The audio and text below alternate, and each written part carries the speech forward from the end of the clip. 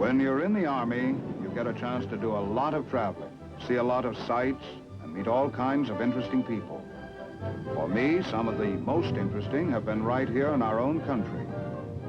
My name's Sergeant Stuart Queen, host for The Big Picture. A good percentage of ideas for The Big Picture is taken right out of our history books. Other stories feature current Army activities of interest to the nation. But once in a while, something unusual comes along, tying in the present with the past, and we come up with a warm, human interest story. In my work, I get around the country quite a bit. It's part of my job. And whenever I'm in this particular vicinity, along this stretch of road, I stop by a quaint little restaurant called Charlie's Harbor Inn. Because it was here at Charlie's, this story happened some months ago. It was right here I discovered for myself that truth can be stranger than fiction.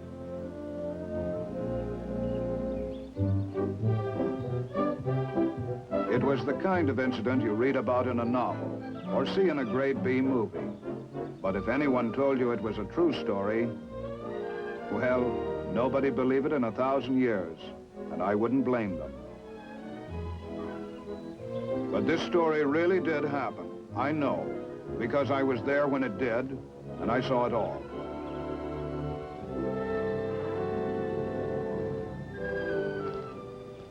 Anything wrong, officer? This your car? Yeah, why? That's why. So help me, officer. I didn't even know it was there. Let me see your license. Look, officer, I've only been here about 10 minutes. Yeah, I know. I was just making an important phone call.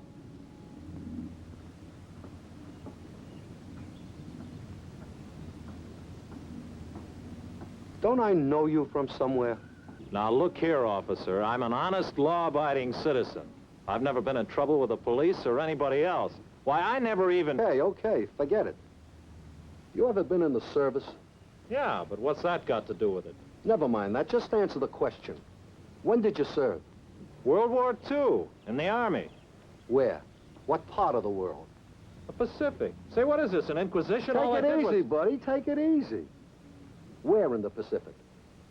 It started in Australia, then New Guinea, New Britain, the Admiralties, and let's see, the Philippines. The Philippines? Where in the Philippines? Mostly Leyte and Luzon. Aha, Luzon.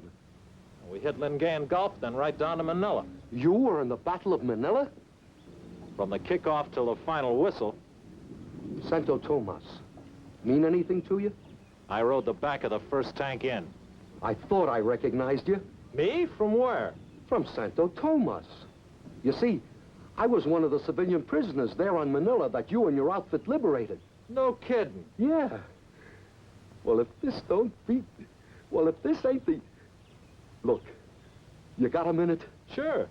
Let me buy you a cup of coffee? Yeah, sure. Look, whoever thought that... Nobody'd ever believe it, I know that. After all these years... Here was a veteran of World War II, and here was a man he helped liberate. Both meeting for the first time since that historic Battle of Manila in 1945. Peg, will you get us a couple of cups of coffee? 2 cups of coffee? As I said before, a true story, stranger than fiction, taking place right before my eyes. Man, you've added a few pounds here and there. Food's better over here, and the wife's a good cook. Say, don't I remember your wife at Santo Tomas? Kind of frail? That's right. After you arrived, we had to take her out on a stretcher. How is she now? Couldn't be better. Matter of fact, we got 4 kids. 4? Yeah. That's great. My wife and I often talk about those days. We never did get much of a chance to thank you and your outfit for liberating us. I'll never forget the first day you arrived at Santo Tomas.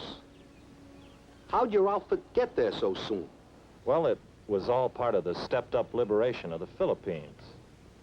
As I recall...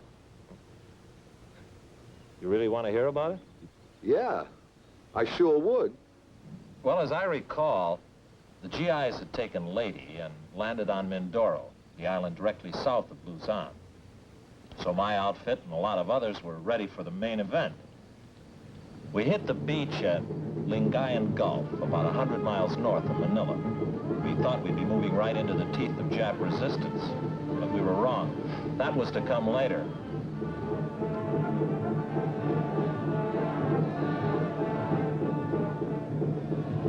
We pushed on down the valley toward Manila, cleaning out little pockets of resistance where we found them.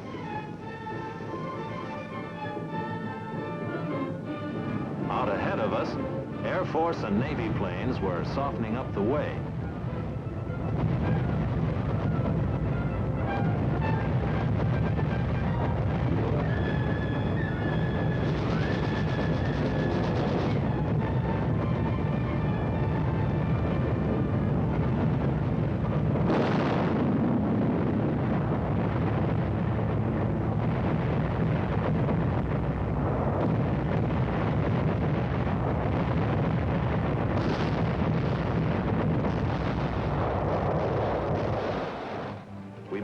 Cautiously forward, wondering what had happened to the enemy. And for a while there, it looked like we were tourists having ourselves a real ball. Along the way, one of the GIs picked up an innocent-looking piece of paper, which turned out to be a Japanese field order. It stated, "All Filipinos found on the field of battle were subject to immediate execution." This applied to all Filipinos in Manila. Filipino guerrillas brought in reports that American and Allied prisoners were starving and being mistreated in the city. So we stepped up the pace in the outskirts of Manila and finally established contact with the enemy. But we soon lost it, and we realized that the Japs were withdrawing to the heart of the city. At Grace Park, where the monument stands, snipers took pot shots at us and slowed down our advance somewhat. And the only satisfaction I recall here was that my outfit was the first to enter Manila proper.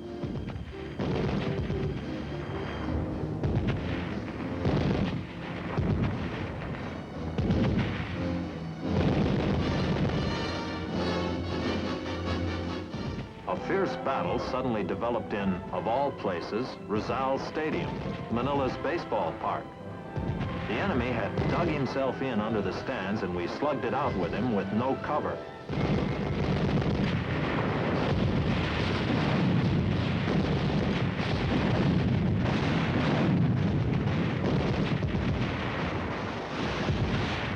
Rizal Stadium, a baseball park. No game today.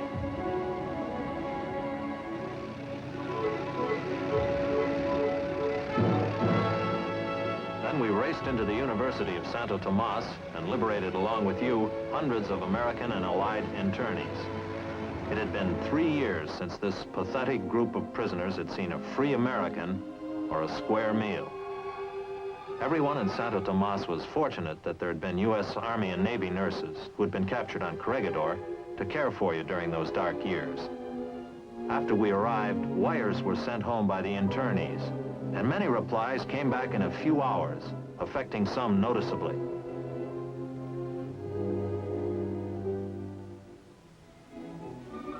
But for everyone, the liberation was a big celebration party. Kids who'd had no toys for 3 years now had giant-sized ones. And all of us were discussing how wonderful it was that the nightmare was over, at last.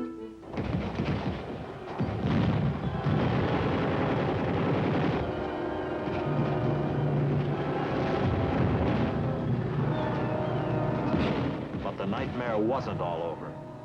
The enemy started shelling us at Santo Tomas. We saw internees who'd survived the 3 years as prisoners killed by the incoming fire. I'll never forget how the shelling of this non-military target continued for several days while we evacuated the seriously ill and injured. Finally, the shelling of Santo Tomas let up. The Japs needed their artillery fire more urgently elsewhere. Then the internees were evacuated to the States, most of them by plane. But I guess you'd remember more about that evacuation than I would. I'll never forget it. If you'd been a few more days rescuing us, I don't think my wife could have held out. But she made it okay. thanks to you and your buddies. That's the way the ball bounces. You never know when you can help the next guy. Yeah. I remember when I left Luzon, the battle in Manila seemed to be getting worse. Yeah, it sure was. What with the excitement of going back to the States after being a prisoner for 3 years, I never did get the dope straight on how the final stages of the battle went. It's all kind of fuzzy in my mind. All I know is we won, but it was quite a scrap, wasn't it? It was rough. Yeah, I know. How'd you make out after I left? Well, we got ourselves a good taste of street fighting. Being jungle GIs up till then, we found we had a lot to learn about fighting in city streets and big office buildings. But we learned fast. Combat is one thing for sure, a good teacher. How'd you come out? Oh, me personally, okay, but not so for some of the others. The deeper we got into Manila, the more fanatical the Jap resistance became. They couldn't escape, and they wouldn't surrender, so they fought till they died, most of them anyway. Our casualties were heavy. And the more we moved into the heart of the city, the more the enemy took advantage of the huge government buildings for defensive positions. Some of the buildings had to be ripped apart stone by stone before we could continue our advance. The enemy defensive plan soon became apparent. He was fighting delaying actions to allow his troops to cross the Pasig River, which cuts Manila east and west right through the middle. We pressed forward as fast as we could through fantastic tangles of broken buildings.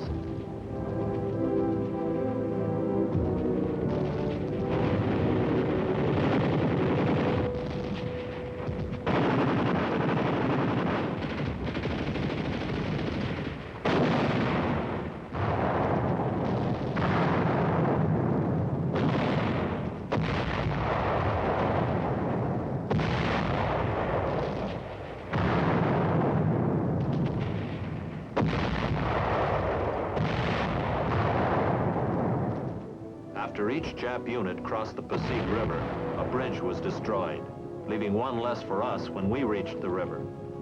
Our troops found out the hard way just about all there is to know about street-to-street, building-to-building combat. And the more we learned, the faster we moved, denying the enemy the advantage of a leisurely withdrawal. Those Japs who couldn't pull back dug in and fought till they died.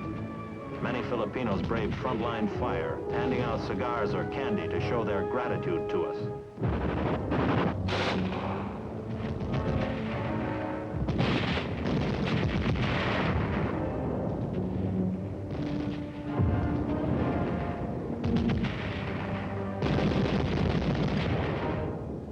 The enemy had orders from the Imperial High Command: hold Manila or burn it.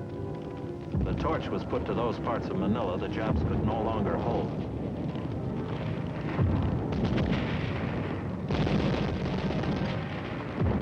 Barrels and drums of gasoline and motor oil were detonated by the Japs inside buildings from one end of Manila to the other.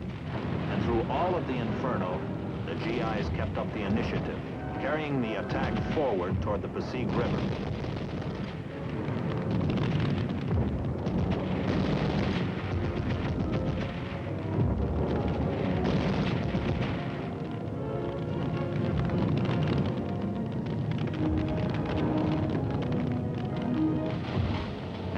Firefighting equipment which had survived the street fighting was used, but it was hardly worth the effort.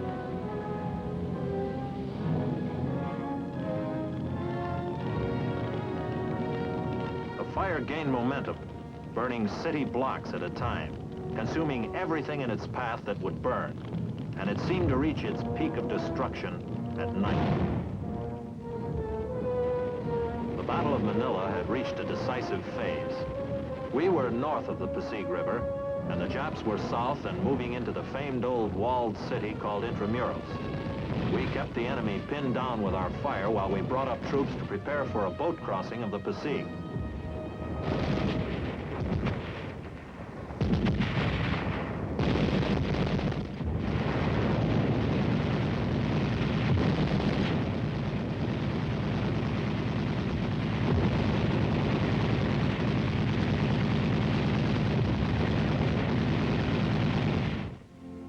Several times we saw General MacArthur supervising the direction of battle. At one moment, he gazed out across Manila Harbor at an island of rock called Corregidor. No doubt he recalled how the Japanese had attacked the Philippines in December 1941.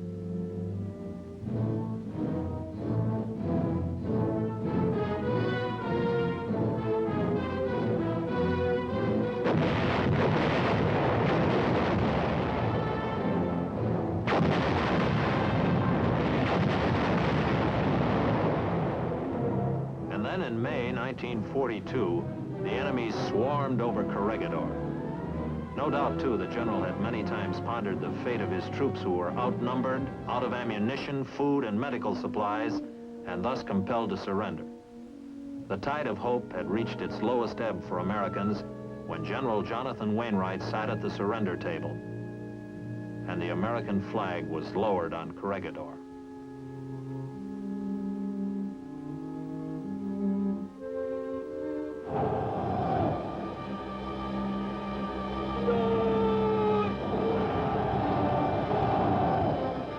One thing General MacArthur wanted more information about: the condition of the prisoners taken on Corregidor and elsewhere in the Philippines.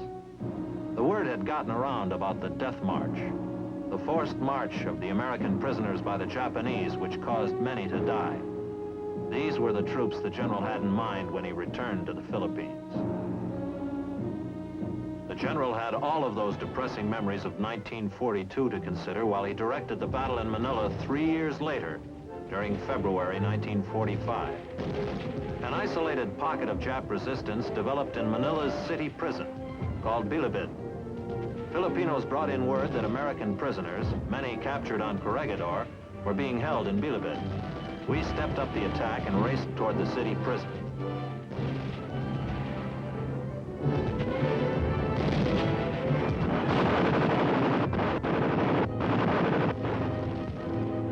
Inside Bilibid, we wiped out the Japs and found the GI prisoners starved, abused, old beyond their years, but possessing an undaunted spirit. They lined up for chow with a 3-year appetite. These were young fighting men on Corregidor. Now they were no longer young, but they were alive. While the battle raged on, preparations were made for an aerial invasion of Corregidor. For Manila could not be secure without Corregidor in our hands. A parachute jump would be coordinated with an amphibious landing on the island fortress. Air Force and Navy pounded the rock while the troop carriers flew in the parachutists.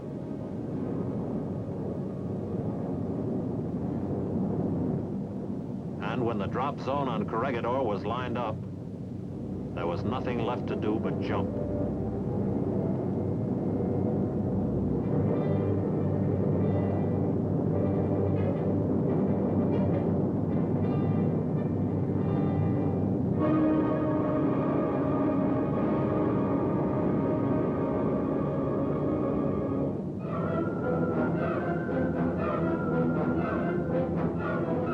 Supplies were dropped right where they were needed.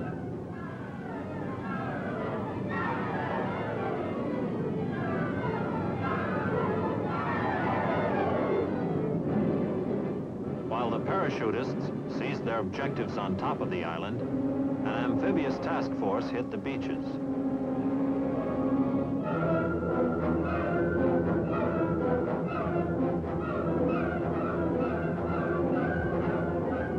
Another airdrop of supplies, for at first, everything was delivered by parachute.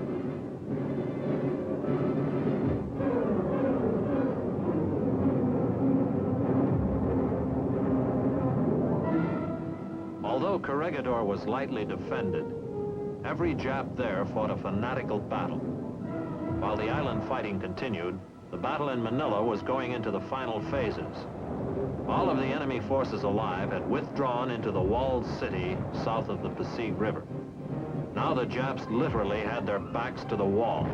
They couldn't escape and wouldn't surrender. So we got set for the final round. The plan, roughly, was to concentrate our artillery, mortar, and small arms fire on the enemy while we crossed the Passy.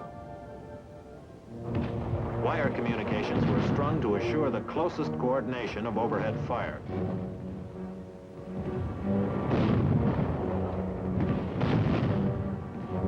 Finally, when everything was all set, the order was given to commence firing.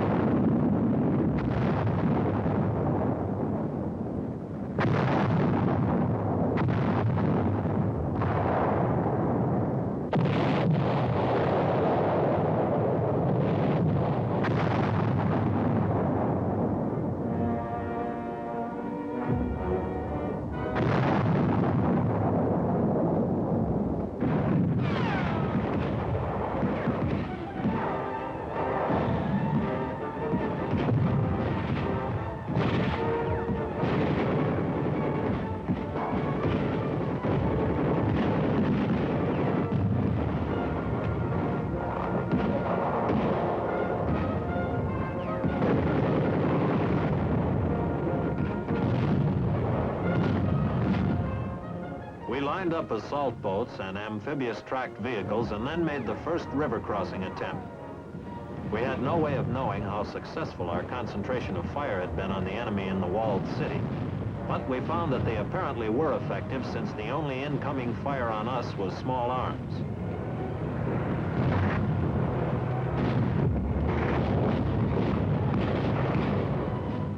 Soon we were pouring across the river, getting established on the south side and moving toward the closest wall of the walled city.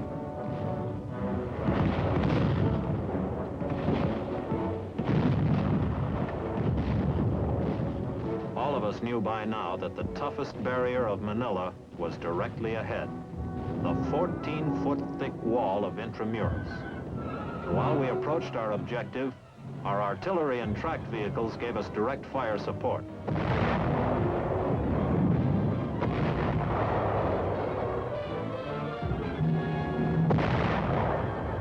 Between the river and the walled city was an open park area.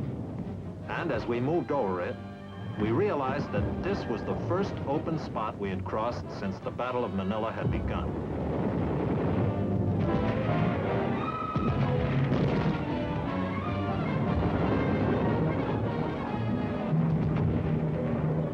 The closer we got to the walled city, the more we saw of the effectiveness of our artillery and mortar fire in softening up the enemy positions. Filipinos willingly pointed out prepared defensive positions of the enemy.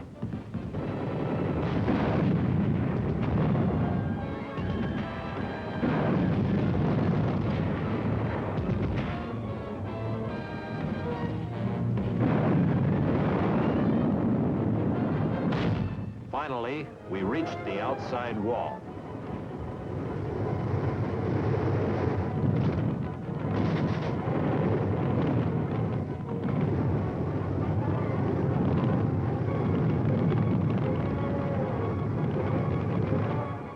It took a great deal of probing to find the proper place to make the assault.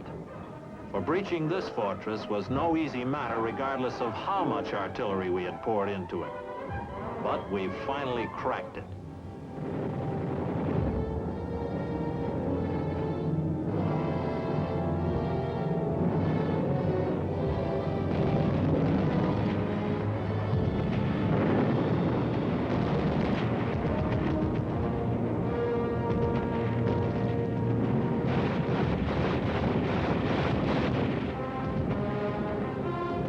Once inside Intramuros, the city within the walls, the battle was suddenly over.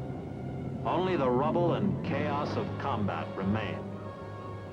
And among the debris, we found human wreckage.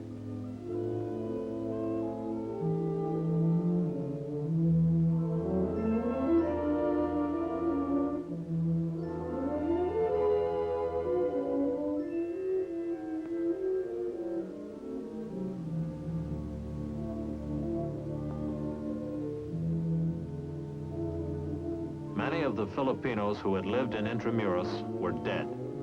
Those who somehow miraculously survived started a great mass exodus across the river to go anywhere. Anywhere away from the horrors of the walled city.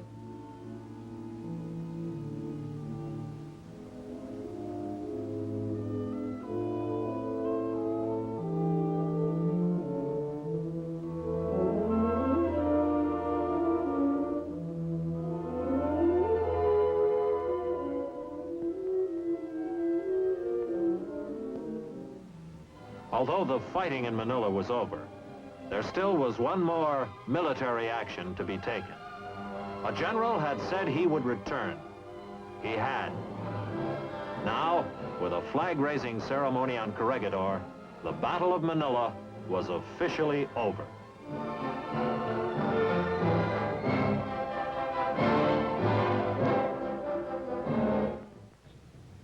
And that's how the Battle of Manila went. It was a rough one. Gruesome at times. And I thank my lucky stars I got out of it okay. Some of my best friends didn't. Maybe you'll understand how indebted I feel towards them. Yeah, I guess so. Look, you gotta come out to the house and see the wife.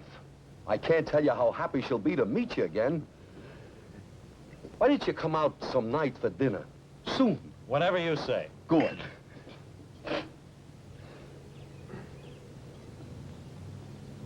Looks like we've got some unfinished business here. Yeah, it sure does. Well, there's one way to finish it.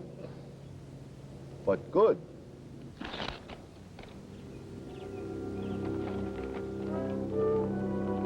That's just the way it happened, and a good finish it was for a true story. In an important sense, the incident has meaning for all of us, for it brings into sharp focus the great sacrifices and courage which typify our armed forces. It is this type of unsung action that gives depth and meaning and purpose to military history and to a country's heritage. Oh yes, one more thing I'm sure about. It'll be a long time before I can forget Charlie's Place. It will always remind me of a certain careless motorist and a good-natured, forgiving cop.